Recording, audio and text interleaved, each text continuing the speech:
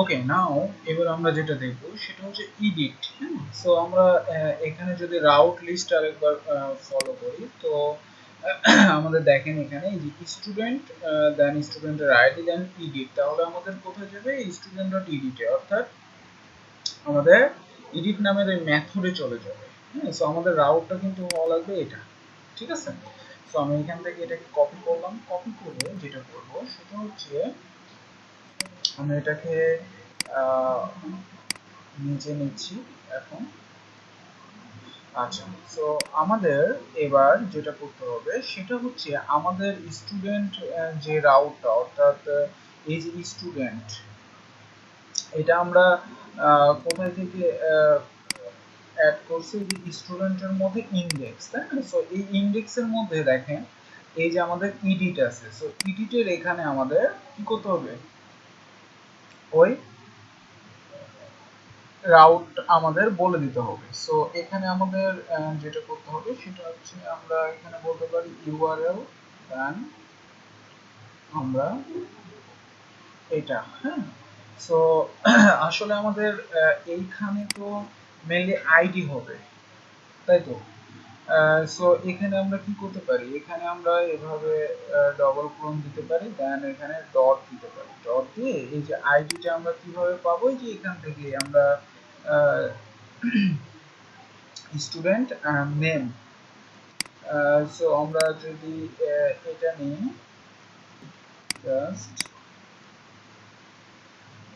দেন এখানে বসাই দিই, জাস্ট এখানে বলবো আইডি, তাহলে তো আইডিটা চলে আসতেছে। সো এখানে বেসিক্যালি স্টুডেন্ট, তারপরে আইডি, দেন এডিট।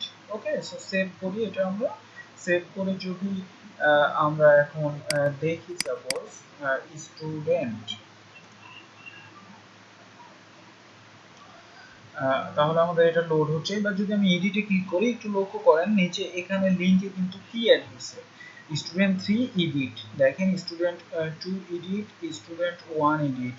সো আমি যদি এখানে ক্লিকও করি, দেন আমাদের এখানে চলে আসতেছে এবং এটা কিন্তু এডিটে এখন চলে যাচ্ছে। এডিট নামের যে ফাংশনটা আমাদের সেইখানে চলে যাচ্ছে। সো আমরা এখন যদি রাউটসে যাই, একটু কন্ট্রোলারে যাই, সরি, সো http কন্ট্রোলার, আমাদের কন্ট্রোলার নাম হচ্ছে স্টুডেন্ট। ওকে, সো এখানে আমরা যেটা করব সেটা হচ্ছে যে এডিট, দেখেন এডিট নামের একটা মেথড আছে এখানে, মেনলি সেটা আসতেছে। সো এখানে যদি আমি এখন কোনো একটা কিছু রিটার্ন করি, নাও রিটার্ন এডিট মেথড,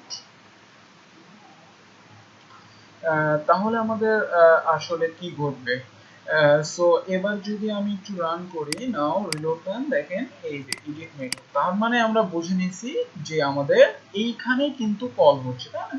সো এখন আমরা যখন এডিট করব তখন আমাদের এখানে আরেকটা আমরা ফাইলকে লোড করাবো, ব্যাস। ওকে, সো এবার আমরা এখানে একটা আমরা ফাইলকে লোড করাবো। সো আমি রিটার্ন ভিউ নাও student dot suppose edit,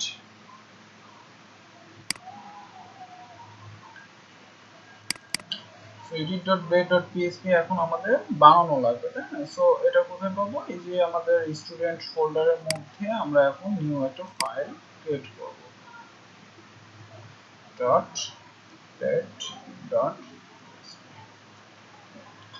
আচ্ছা, এবার একটু লক্ষ্য করেন এই ফাইলটা মেনলি যে কাজটা করবে সেটা হচ্ছে যে create.blade.php যেটা আছে সেম এই কাজটা এখানে করবে। সো আমি এখানে তাহলে কি করতে পারি? @extends, দেন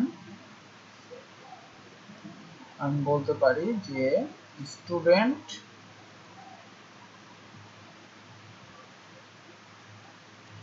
ডট, স্টুডেন্টের মধ্যে কি আছে? ক্রিয়েট, তাই না? ক্রিয়েট, ওকে। নাও আমরা যদি সেভ করি, সেভ করে যদি এখন একটু রিলোড দিই, এখানে দেখেন আমাদের সেম ভাবে এই ফাইলটা লোড হয়েছে। ঠিক আছে। সো কিন্তু এখানে আমাদের একটা প্রবলেম, সেটা হচ্ছে যে এখানে আমাদের ডাটা আনতে হবে, তারপরে আমাদের এখানে নাম চেঞ্জ করতে হবে।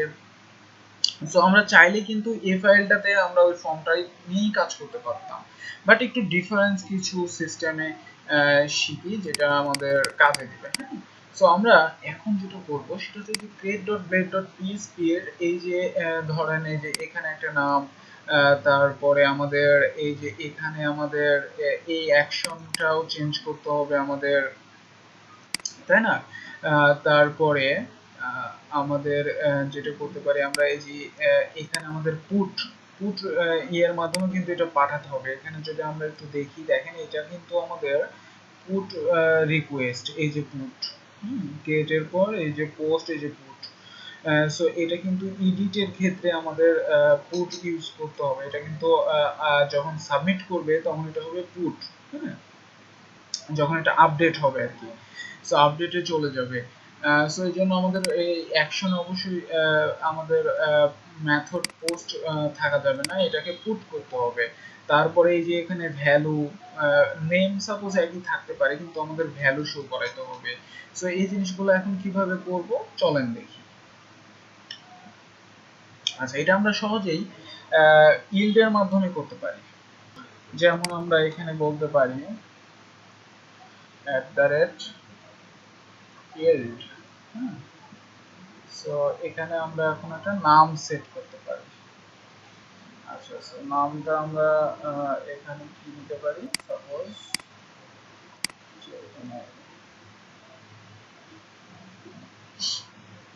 সাপোজ মনে করেন স্টুডেন্ট আইডি, হ্যাঁ, এইটা নাম দিলাম। ওকে, সো এখন যদি আমি এটা সেভ দিই,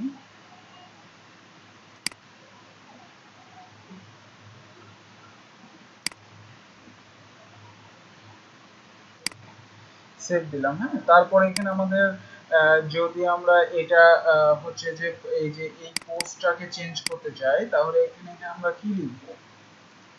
এখানে আমরা যেটা করতে পারি সেটা হচ্ছে এখানে লিখব মেথড ফিল্ড। ঠিক আছে, সো এবার আমরা দিয়ে দিতে পারি যে পুট। সো এটা আমাদের হিডেন অবস্থায় এটা থাকবে। হ্যাঁ, তারপরে আমরা এই যে এটাতে ভ্যালু সেট করতে পারি, ভ্যালু। সো আমরা এখানে ভ্যালু দিব, জাস্ট ভ্যালু দিয়ে মনে করেন এই জায়গায় আমরা লিখবো সেম ভাবে ইয়ের।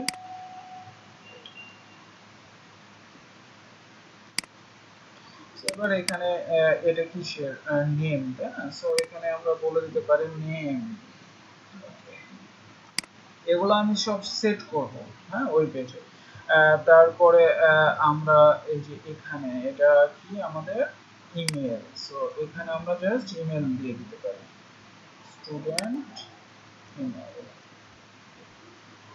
সেট। আচ্ছা, সো এতটুকু আমাদের হয়ে গেছে।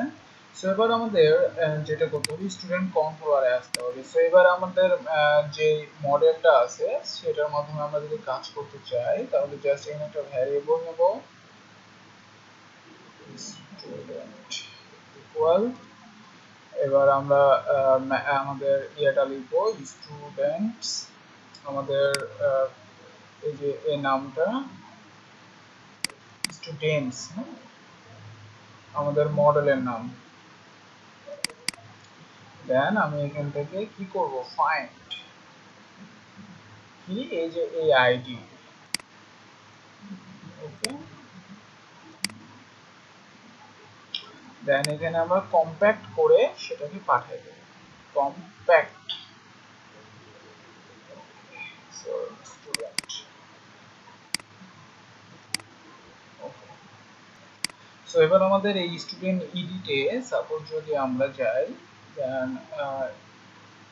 স্টুডেন্টের মানে ইডিট। সো এখানে যদি এবার আমরা বলি প্রিন্ট আর,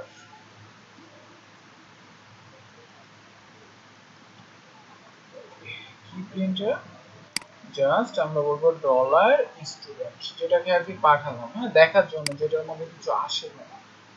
সো এবার আমরা যদি এটিকে একটু রান করি, দেখেন, আচ্ছা, আমাদের এখানে একটা প্রবলেম আছে, আনএক্সপেক্টেড স্টুডেন্ট আইডি। আচ্ছা, আমরা কোনো স্টুডেন্ট আইডি এখানে পাস করি নাই, হ্যাঁ, এই জন্য আমাদের এখানে কিছুই আসে নাই ডাইনামিক্যালি। সো আমরা যখনই এখানে এডিট করতেছি এই আইডিটা আমাদের আসতেছে না। আচ্ছা, আমাদের মেনলি এখানে একটু প্রবলেম আছে। আমরা যে এখানে কোটেশন এভাবে ইউজ করছি, সো আমরা এখানে একটা কাজ করতে পারি, সেটা হচ্ছে যেহেতু এরকম প্রবলেম, হ্যাঁ, সো আমাদের এইটুকু না ইউজ করতে পারি আমরা, জাস্ট আমরা এখানে এভাবে দিতে পারি স্টুডেন্ট নাও স্ল্যাশ ইল্ট এট দ্য রেট।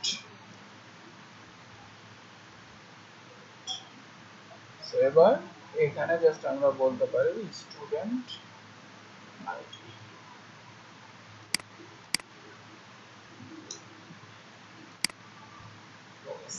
সেভ দিয়ে এবার আপনি যদি এইভাবে কাজ করতে চান তাহলে আবার একটা প্রবলেম আছে, সেটা হচ্ছে একটু এবার এডিটে ক্লিক করেন, দেখেন আমাদের কিন্তু এবার কোনো ইরর আসে নাই, হ্যাঁ, আমাদের কোনো ইরর আসে নাই, বাট এখানে আমাদের প্রিন্টারটা সরাসরি হচ্ছে কি করছে, আমাদের এভাবে আসছে। এটাই হচ্ছে মেনলি প্রবলেম। আমরা যদি 2 করি দেন 2, নাও আমরা যদি 1 করি না 1 ঠিকঠাক মতো পাথ হচ্ছে, বাট আমাদের প্রিন্টারটা এরকম আসতেছে। সো আমরা এগুলো সলভ করব, সমস্যা নেই।